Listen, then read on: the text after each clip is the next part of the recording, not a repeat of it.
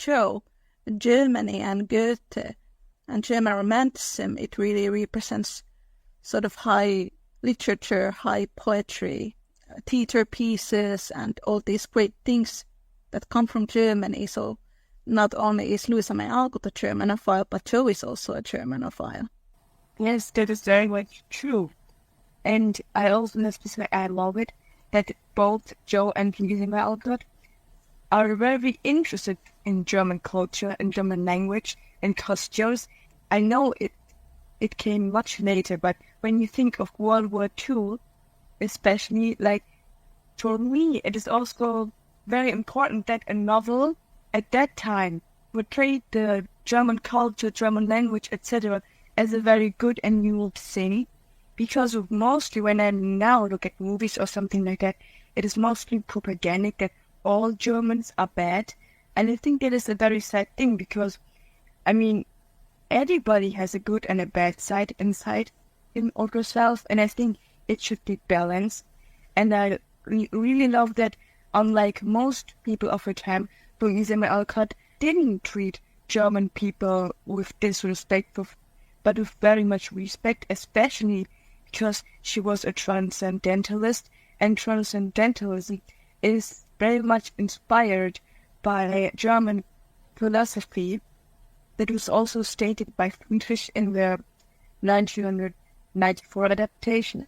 And I also think it's very important to acknowledge the fact that, unlike most people of the time, Louisa May Alcott did love Germany and German people because diversity is very important and respect is very important. Yes, I think you are actually the person who might be able to tell about this. Louisa May Alcott loved Goethe, and Goethe is really a big part of German culture in general. How do you see Goethe in Germany? What's his presence? We've read a few poems of his. Like, my father has, I think, both in Turkish, but still toast, has a copy of it.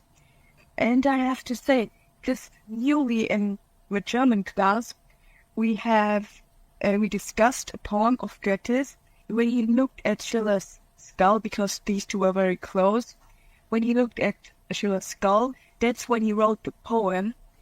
And I have to say, I think Goethe is very important because he portrays such a positive aspect of German culture.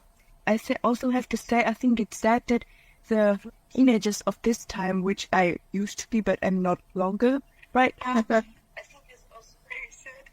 Many people in my classes, they dislike poems in general, so they also kind of dislike Goethe's poems, and then I am there. I adore his poems because, first of all, his language is very wonderful for me, and I also have to say I have a fable for interesting people, so I guess I'll someday even read all of Goethe's novels, or when I find a good biography, I'll also plan on reading one, because I also think that it's very important to know about people who shaped our culture.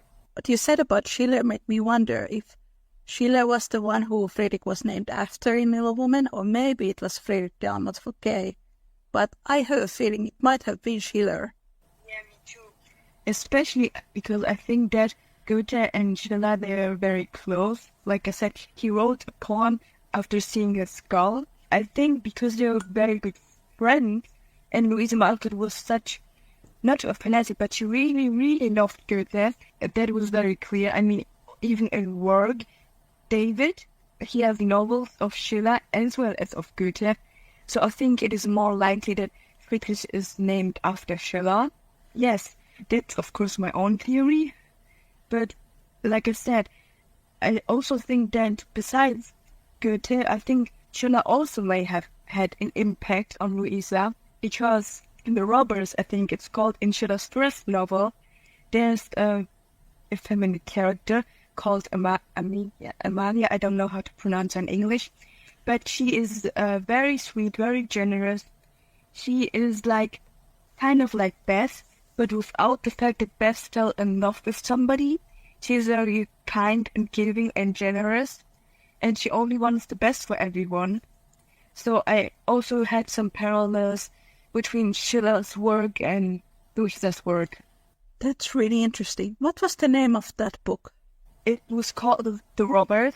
Like I said, it's the first novel, so I haven't read anything else to him yet, but maybe in another novel of this, we also see how much he's improved, because he wrote that the one when he was 17. Suppose he was not allowed to write at that time. I forgot why, but he wasn't allowed, and I think it's funny that he made a story that is close to Louisa May Alcott's Blood and Thunder stories, and the main character, Cole, is very much an archetype of the movement that was around in Germany at that time. I was just saying that in Rose in Bloom, Mac reads Goethe, but I realized he doesn't read Goethe, he actually reads Henry David Thoreau.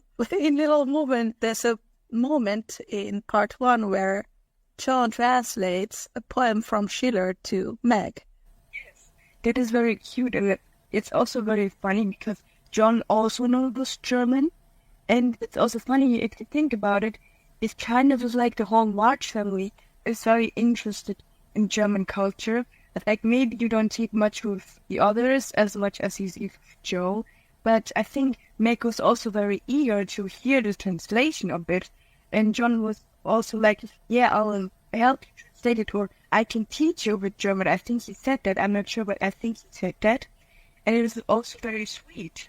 Yes, I have forgotten about that. I love it.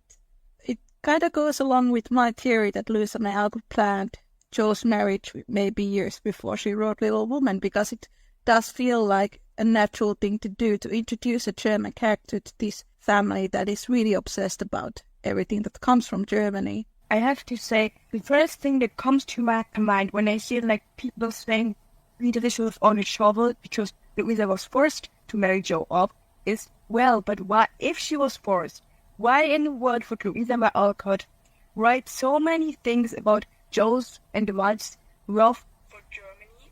I think we can all agree that this really comes from that. The quote that she wrote in her journal was about reuniting with her loved one in the afterlife. So Little Woman is a wish fulfillment. Yes, that's true.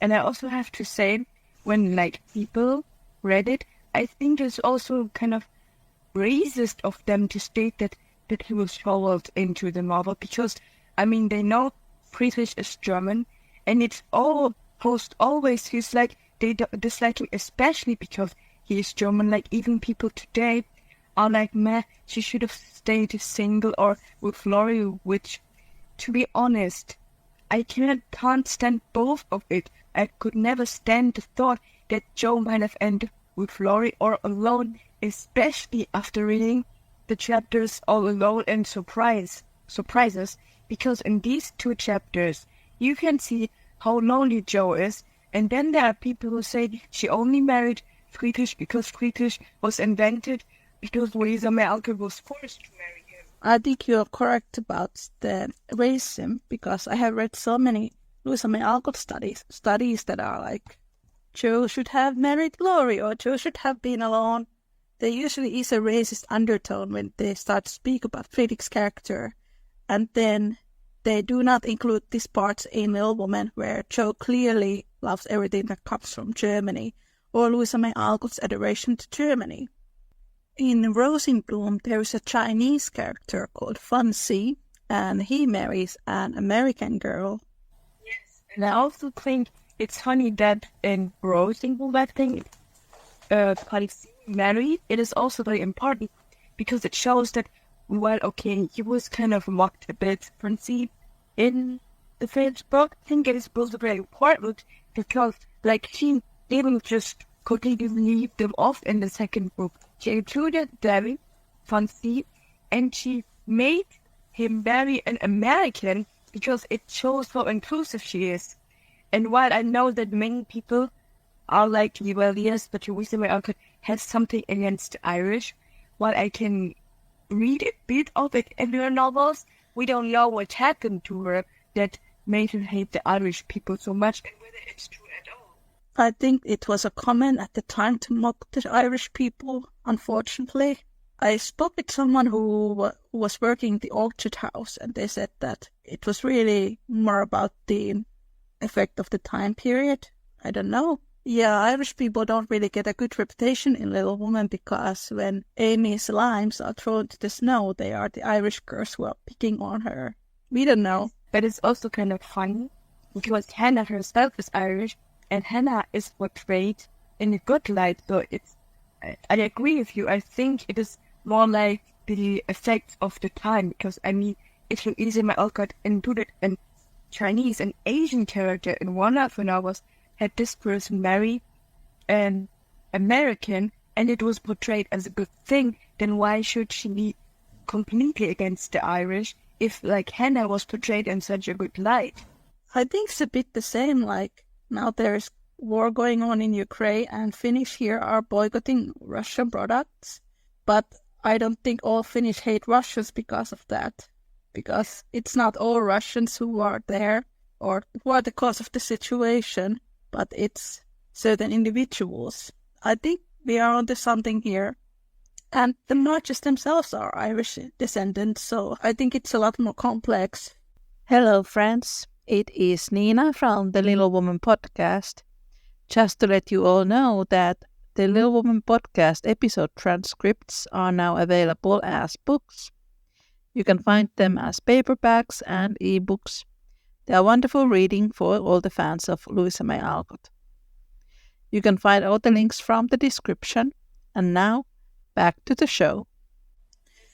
I think it's the same with the Italians, because on one hand, we have Louisa May Alcott, who really sort of shows what she considered good qualities of Italians and maybe the less good qualities, but there was lots of hate against Italians at the time period. So it's quite remarkable that Laurie is half Italian in the book, and Germans were also really disliked during this time period in America, in certain circles.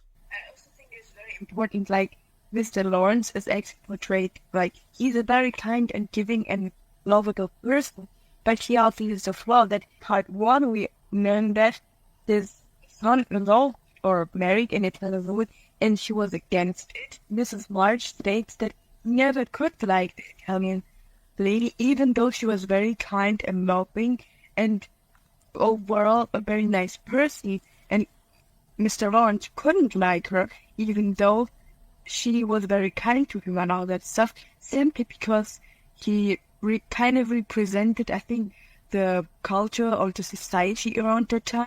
If Mr. Lawrence was raised in an environment where there is a lot of preconceptions against Italians, then he would part of that kind of generation that sort of automatically sees them as lower than he. It sucks, but that's the way a lot of people are, even still today. Yes, sadly. But I also did say, I really love how Louisa May Alcott, she made these interracial marriages and the women work so well. Whenever I read those passages between the couples, like except for Meg and John, they are both American. They're still a lovely couple though. But whenever I read it, I love the way Louisa May Alcott portrays these couples, Amy and Laurie, and Joe and Beth, because it really gets lost in all of the adaptations. I think the only couple which gets a bit of light, where we get to see a bit, is the one between John and Meg, only because Meg is the first one to marry, I assume. But then the movie makers all like romanticize Joe and Laurie, and it doesn't feel right, because it also kind of cheapens the fact that does in the end fall in love with Friedrich and never in love with Laurie the way people expected her to. Because that's not the way things happen in the novel. And because Laurie is based partially on Larry Wisniewski. And the more I have read about Louisa May Alcott's relationship with Larry Wisniewski, it more and more feels like as a mother and son relationship. I see what you mean. I also have to state that for me, I don't think that Little Women would have been, I will call it perfect, because nothing or nobody is perfect, but it would have not been the masterpiece, as I call it, if Joe had ended up with Laurie, because first of all, Louisa May Alcott, based all the characters around somebody she loved, cared about with you, and it would not have been right for her to marry Joe and Laurie because Ladislav is the inspiration for Laurie, one of the inspirations, and she doesn't end up with him. I don't think it will work because it is all like it. I know it's only semi-autobiographical, but it would not have felt right because in the proposal scene, which I rather call the harassing scene, but in that one, you see in the novel, of course, only because why would the movie makers do such a wonderful thing? They very much don't show that in the novel, Joe really, really talks to him in that scene as if he were a child. It really comes off. She's like, you will meet an accomplished woman, you sensible boy, and all that stuff. That is really there. And the movie makers just don't use it. Okay, the movie makers, for me, are more likely to be after the money because that woman is such a beloved tale. But that's another thing. I agree. And we will get into this chapter soon. Throughout after this chapter, Joe refers Laurie and Amy as children. Yes, that is also very cute and funny, and it also shows that Joe has always been much more mature than Laurie. I can't kind of say whether she was more mature than Amy after Amy grew up, but I think it also shows that while Joe is a free spirit and independent and I will not say egoistic, but at some kinds it calls, she says like, I only want to do things for myself, so she cares very much about herself, and she also respects herself very much, and I love that she calls them the children, because first of all it's cute, second of all, it, like I said, it shows that she is very much mature. I think in part 1 of Little Woman, Joe is more egoistic, but so is Amy, and so is Meg and Laurie, because they are teens, and when you are a teenage, your life pretty much centers around yourself. Yes, that's true. I also have to say, I really love how Joe evolved in the end, because many people are like, she was such a feminist in the first book, and then in Good Wives, or part 2 as I called it, she's like so not anti-feminist, and she's like very man-loving. That's not the Joe we love and like, blah blah blah. And then I'm just like, I think the toxic masculinity of Joe's shows even in chapter 3 when she goes to Laurie when she's sick, and she's like, why don't you invite somebody so you have company? He's like, well, no, the boys are too loud, etc. And then he's like, well, then why don't you call a girl? Because girls are quiet and they like to play nurse. I see what you mean. I get why people would falsely assume that Joe is a feminist in the first part, but that is not the case. She loves men very much, she idealizes them, and she thinks it's a shame to be a woman. And that is the complete opposite of what feminist and feminism is about. Like, I think it's very important that you study it in later parts when, for example, Laurie harasses her and all that stuff, and later in Joe's boys, that she knows to be a feminist because she accepts that having feminine empathy, feminine kind of interests isn't a bad thing. It's more a bad thing to be like, everything female is bad and everything male is wonderful. Thank you so much for listening. Cinema and I continue our discussion on the next episode. Take care and make good choices. Bye.